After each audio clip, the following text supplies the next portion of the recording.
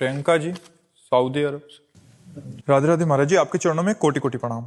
महाराज जी, परिवार के कुछ बुजुर्ग अगर धर्म के भगवान जी के विरुद्ध कहें तो चुपचाप सहना चाहिए, क्योंकि उनका आदर भी करना है। उनसे कुछ कहेंगे तो महाराज जी विपरीत हो जाएंगे, तो ऐसे में महाराज जी हमें क्या कहना चाहिए?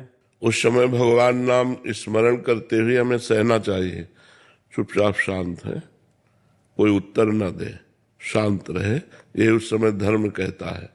वैसे तो संत भगवान शिव, भगवान श्री हरि, इनकी कोई निंदा करता हो, संत शंभु श्री पद अपवादा, कही सुनी तहां असमर जादा, काटी जीव तासु जो बसाई, और श्रवण मूंद न चले पर आई। लेकिन जो अपने पूज्य जन, अपने वयोवृद्ध जन है, उसी घर में रहना है, उन्हीं के समीप रहना है, और वो संत निंदा करें, भगवान निंदा करें, तो कानों में अंगुली डाल के राधा राधा राधा, और वहां से हट जाना चाहिए। वहां सुनना नहीं चाहिए, राधा राधा राधा। किसी बहाने से वहां से हट जाए, वो कानों में निंदा न पड़े, उत्तम बात है। नहीं तो पुण्य क्षीण होते हैं, भगवत भाव में बड़ी बाधा आ जाती है। यदि हम दूसरे की निंदा सुनते हैं तो उसके हम पाप के भागी बनते हैं। इसलिए हमें निंदा करना और निंदा सुनना दोनों से बचना चाहिए। आस्था कौशिक जी, शेरवंश महाराज जी। महाराज जी, जब आसपास वाले लोग या कोई वृंदावन धाम साथ ले चलने को कहते हैं, पर उनकी और हमारी आने की भावना अलग अलग होती है, तो कई बार हम बिना बताए अकेले ही आ जाते हैं, ताकि उनकी इच्छा अनुसार आने से भाव विघ्न होता है। तो क्या ऐसे में कोई अपराध तो नहीं? नहीं, कोई अपराध नहीं है। धाम में आना भी चाहिए अपने भावों को पवित्र करके, और अपने भावों की वृद्धि के लिए। भगवान के तीर्थों का, पुरियों का, धाम का हम सेवन करते हैं भगवत भाव की वृद्धि के लिए। जैसे यहाँ आवे तो यहाँ आकर के व्यभिचार न करे। मान लो पति पत्नी आए तो ब्रह्मचर्य से रहे। कोशिश करे हो सके तो एक टाइम भोजन न पावे या एक दिन भोजन न पावे, उपवास करे। धाम आने पर, वृंदावन धाम आए हो तो अगर पैर ठीक है, आप चल सकते हो तो परिक्रमा करो। पैर ठीक है तो पैदल चल करके बिहारी जी के दर्शन करने जाओ, राधा वल्लभ जी के दर्शन करने जाओ, राधा रमण जी के दर्शन करो, सेवा कुंज, निधिवन राज, इन सब के दर्शन करो। इनके दर्शन मात्र से पाप नष्ट होते हैं और भगवत प्रीति उदय होती है, क्योंकि सब भगवत स्वरूप स्थान है। तो धाम में एकांत में बैठ करके भगवान को पुकारना, जैसे यमुना किनारे बैठ गए, थोड़ी दूर हट करके जहाँ लोग नहीं है और वहाँ नाम जप कर रहे हैं, भगवान से विनय कर रहे हैं, तो ये सब धाम सेवन के लिए। अब हमारा कोई मित्र है, प्रपंच की बातें कर रहा है, निंदा स्तुति कर रहा है, तो हमें ऐसा संग धाम जाने के लिए नहीं चाहिए। धाम जाने के लिए संग चाहिए भागवतिक, जो हमारे भावों का वर्धन कर सके, न कि भावों को में बाधा पहुंचा सके। संग से बाधा पहुंचती है और संग से ही साधना बनती है। तो हमें ऐसा संग करना चाहिए जो हमारी साधना को पुष्ट कर दे और बाधा को नष्ट कर दे। ऐसा संग नहीं करना चाहिए कि बाधा को पुष्ट कर दे और साधना को नष्ट कर दे। ऐसे भी लोग हैं, कहो धाम की निंदा करने लगे, तो वैसे लोगों के संग से भाव तो बिगड़ ही जाएगा।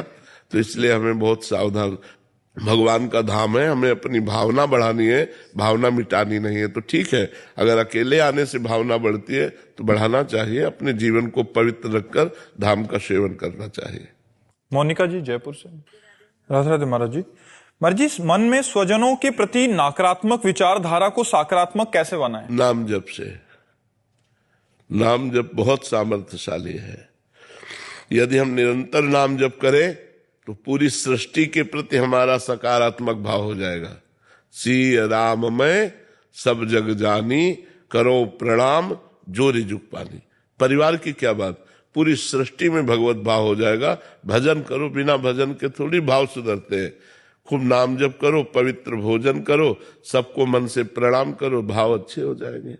सब में भगवान विराजमान है। सी राम मैं सब जग जानी, करो प्रणाम जो रिजुक पानी। सबको हम प्रणाम करें, सबकी वंदना करें। क्यों हम किसी से राग द्वेष करें? क्यों हम अपना हृदय जलाएं नकारात्मक सोच रख करके? दूसरा क्या है, भगवान जैसे चाहे वैसे। हमें क्या करना है ये हमें ध्यान रखना है, दूसरे के प्रति हमारा क्या कर्तव्य है ये हमें ध्यान रखना है। सत्संगी वही है जो अपने को सुधारता है, दूसरे को सुधार। दूसरा गाली दे रहा है, अब हमारा क्या कर्तव्य है? दूसरा हमें प्रतिकूलता दे रहा है, अब हमारा क्या कर्तव्य है? दूसरा हमें नीचा दिखाना चाहता है, अब हमारा क्या कर्तव्य है? सत्संगी ये विचार करता है, उसके लिए नहीं। ये तो सांसारिक पुरुष हुआ। सत्संगी जो हमारे साथ बुरा करे, अब हमको अच्छा कर्तव्य करना है, उसका भी मंगल हो, हमारा भी मंगल हो, वो भी ना दुखी हो और हम भी ना दुखी हो। ऐसा सत्संगी जो सत्संग करता है, अध्यात्मवान होता है, वो ऐसे विचारवान होता है। गौरव सिंह जी, निहारिका शुक्ला। राधे राधे।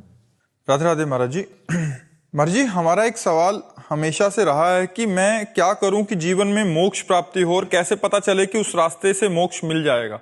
हर श्वास में नाम जप करो, मोक्ष है हर श्वास में। अभी मर जाओगी तो अभी भगवत प्राप्ति हो जाएगी, क्योंकि नाम चल रहा है ना। तो नाम चलते हुए जब हमारा शरीर छूटेगा तो हमें निश्चित भगवत प्राप्ति हो जाएगी। तो हमें हर श्वास नाम जपने का प्रयास करना चाहिए। श्वासा श्वासा नाम जपे तो दुविधा रहा न कोई।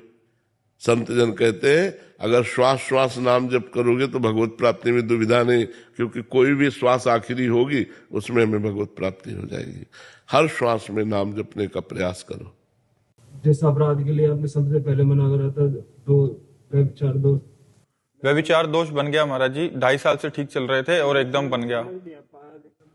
नहीं, अब थोड़ा यही तो संभालना है, यही संभालना है। कलिकाल है तो इसको, अगर हमसे गलती हो गई, सुनो हमसे गलती हो गई तो हम भगवान से क्षमा याचना करते हैं और फिर नियम लेते हैं कि अब जिंदगी में नहीं करेंगे। अब लो निशानी अब ना न सही हो तो हमारा मार्ग पुष्ट हो जाता है। देखो, चलने वाला ही गिरता है। हम मार्ग में चल रहे, कभी फिसल सकते हैं, कभी गिर सकते हैं। तो गिरने का मतलब ये नहीं कि हम वही लड़खड़ा के पड़े रहे। हमसे गलती हो गई, छोड़ो, आगे बढ़ो, वो सब नष्ट हो जाएगी। जो गलती हुई है उसका पाप सब नष्ट हो जाएगा जब भजन आगे बढ़ाओगे। आगे भजन बढ़ाओ, पर ये नियम लेके कि अब नहीं करूंगा। अगर बार बार ऐसे करते हैं तो गलती नहीं, फिर अपराध है, फिर भोगना पड़ेगा। मेजर शशांक वर्मा जी।